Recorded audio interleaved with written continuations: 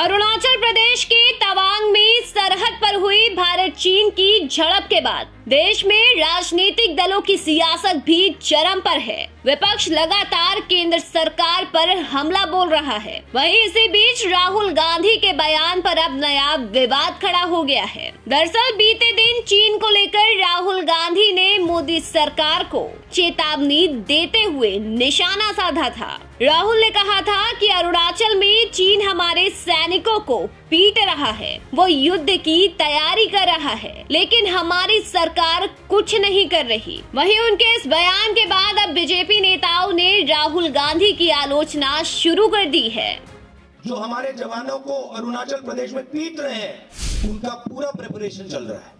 सबसे पहले शनिवार को बीजेपी ने एक प्रेस कॉन्फ्रेंस करते हुए राहुल गांधी पर जमकर निशाना साधा। बीजेपी प्रवक्ता गौरव भाटिया ने कहा कि एक भारतीय होने के नाते हमें भारत की सेना पर गर्व है। हमारी सेना हमारा गुरूर है। जो जवान सीमा पर चीन की सेना को पीट रहे हैं, उनको अपनी ताकत दिखा रहे हैं। उस समय पर भारत के जयचंद यानी राहुल गांधी हमारी सेना का मनोबल तोड़ने का काम क्यों कर रहे हैं। बीजेपी प्रवक्ता ने आगे कहा कि मैं राहुल गांधी को बता दूं कि ये 1962 वाला भारत नहीं है। भारत की 1 इंच भूमि ना किसी के कब्जे में है और ना किसी में इतनी हिम्मत है कि वो इसे कब्जा ले। विश्व की सबसे वीर सेना हमारे पास है।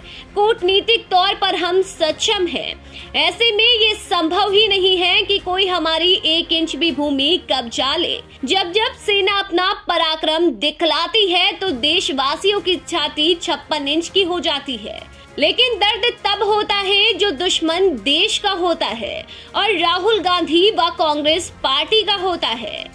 वहीं इस बारे में बीजेपी के राष्ट्रीय प्रवक्ता राज्यवर्धन राठौड़ ने भी अपनी प्रतिक्रिया दी है। उन्होंने कहा कि जब चीन हमारी सीमा के अंदर आया तो राहुल गांधी के नाना सो रहे थे। राहुल गांधी जानते हैं कि चीन क्या करने जा रहा है। राजीव गांधी प्रतिष्ठान के लिए चीन की कम्युनिस्ट पार्टी से गांधी परिवार को 135 करोड़ रुपए का चंदा मिला। उन्होंने कहा कि मोदी सरकार ने सेना को खुली छूट दे दी है। अगर राहुल गांधी भारतीय सेना के बारे में नहीं जानते हैं तो मत बोलिए। भारत सुरक्षित और सुरक्षित हाथों में है, जिसकी वजह से कांग्रेस के पेट में अब दर्द हो रहा है। राठौड़ ने कहा कि भारतीय सेना आज पूरी तरह से तैयार है। अब राहुल गांधी के नाना जी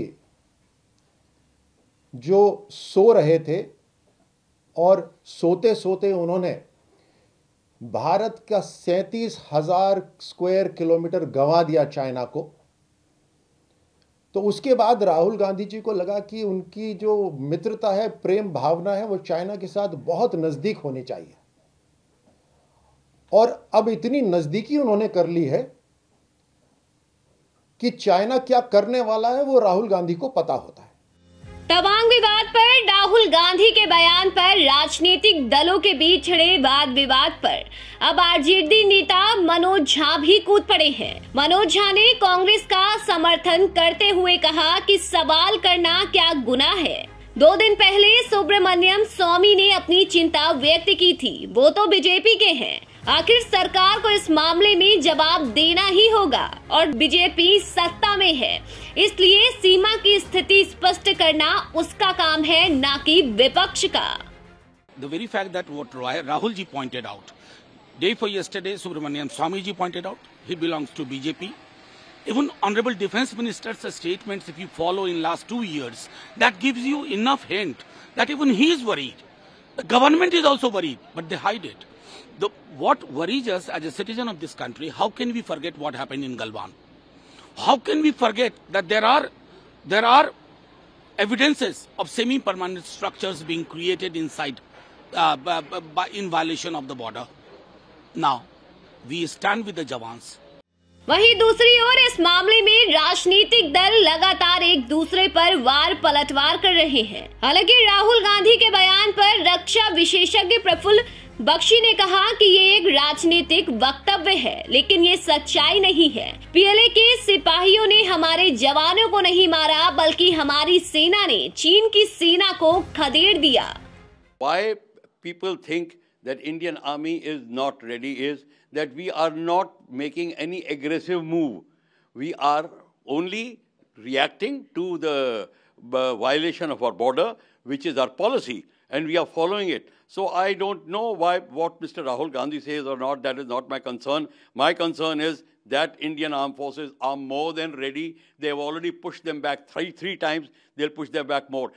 गौरतलब है कि 9 दिसंबर को अरुणाचल के तवांग क्षेत्र में भारत चीन सैनिकों की झड़प की खबर सामने आई थी, जिसके बाद से विपक्ष सरकार पर लगातार निशाना साध रहा है। बहरहाल राजनीतिक दलों के बीच छिड़ा बयानों का ये प्रहार कब शांत होगा, ये तो वक्त बताएगा। हालांकि राहुल गांधी के बयान पर आपका क्या कहना है, हमें कमेंट के जरिए जरूर बताएं। साथ ही देश और दुनिया की ऐसी ही खबरें देखने के लिए हमारे चैनल को सब्सक्राइब करें और बेल आइकन दबाना बिल्कुल न भूलें।